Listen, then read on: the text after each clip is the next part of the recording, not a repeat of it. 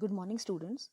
Today I am going to continue with the same chapter, Plant Growth and Development, Part 5, last part. Today I am going to cover the topic photoperiodism and vernalization. So let's begin. Photoperiodism means, photo means light, periodism means duration or time.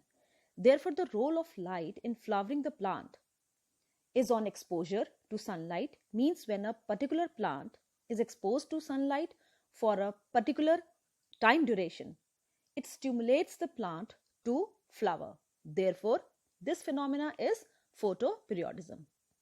Now, children, each and every plant on the earth have their own critical day length. Means every plant, according to their flowering time, requires a certain amount of light. Like certain plants need more than 8 hours, that is 9 hours or 8 hours or 10 hours of light for plant to flower. So this is basically the critical day length. Means the plant require certain amount of light. It can be more, it can be less. So this is critical day length. Now children, the critical day length for different varieties of plants are different. Now there are plants which require light less than their critical day length, or there are some plants which require light more than their critical day length for flowering. So on the basis of the critical day length, the plants are classified into three categories: short day plant, long day plant, and the day neutral plants. If sun is giving the sunlight more than the critical day length and plant flower, then the plant flowers or the flower blooms, then plants are called long day plants. See, long day plants. Long day means more sunlight is required. While on the other hand, the plants which require less sunlight than their critical day length for flowering, then these flowers or plants are called as short day plants. So children, you can correlate: less light, then short day plants; more light, long day plants. Now let us take explaining short day plants. Now if short day plants are given more light than their critical day length, then they will not flower. Similarly, if long day plants are given less light than their critical day length, then also they will not flower. It means whether short day plant or long day plant, they will use an optimum amount of light. If short day plants are using less light to flower, they will flower in the less light, whereas the long day plants, if they do flowering in the more light, then definitely they are known as long day plants and they will not flower in the less light. So now children, there is role of day is important. Role of sunlight or daylight is important. Similarly, darkness is also important. Now children, we actually interpret photoperiodism on the basis of sunlight, but then we realize that the darkness is also important. Now let me explain. More light, it means less darkness. More light means the length of the sunlight time is more and the darkness is less. Then the plants are known as long day plant. Whereas if the less light, that is the days are short, and darkness are more, means the nights are longer than the short day plants. So I hope you've understood on the basis of darkness as well as the light. Short day plants means they will require more darkness. Long day plants means they will require less darkness. Now, if short day plant gets sunlight less than the critical day length, they will flower for sure. And flowering will not occur in the short day plants if more light is given.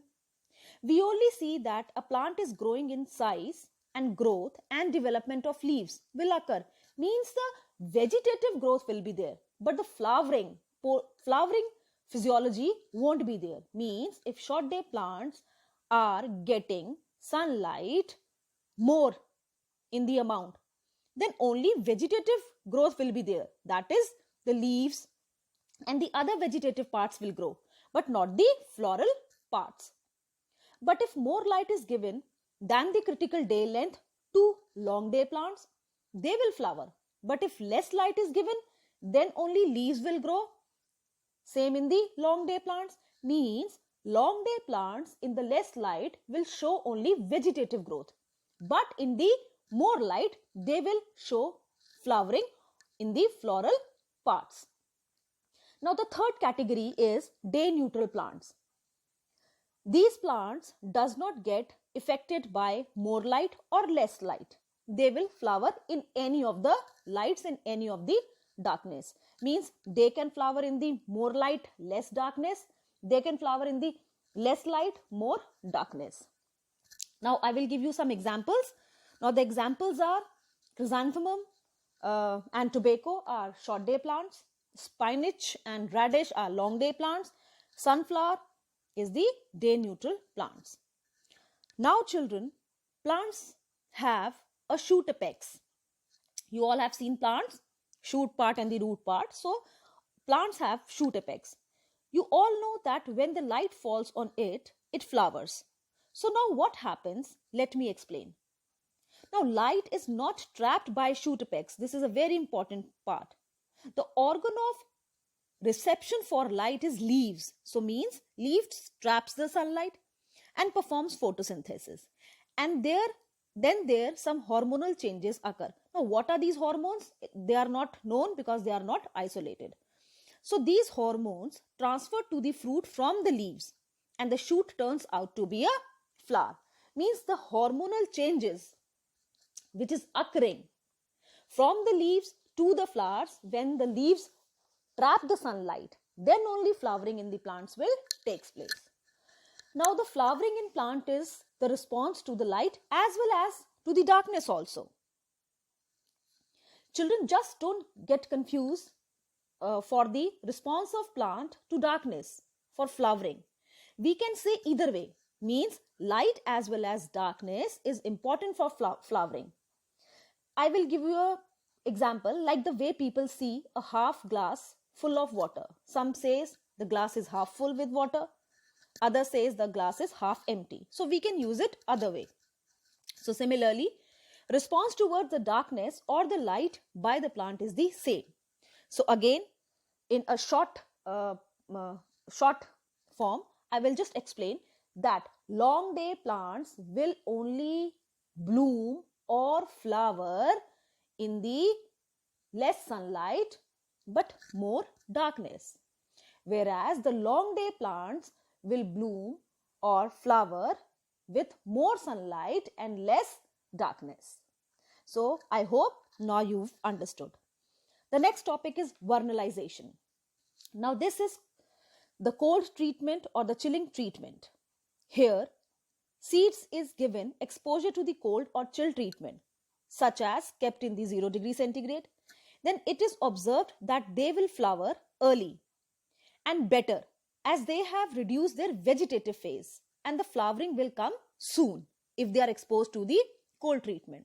See, in the natural condition, I'm talking about the natural process, okay? See, in the natural conditions, the steps in plant growth is that the first seed will grow, then seedling will come, and then seedling will grow into the future shoot, and then the flowering will occur. So when the plant is exposed to the cold treatment, the low temperature reduces the vegetative period and enhances the flowering as early as possible. Now this treatment prevents the fungal growth because fungus grow only in the hot and humid temperature. So this is a very important phenomena.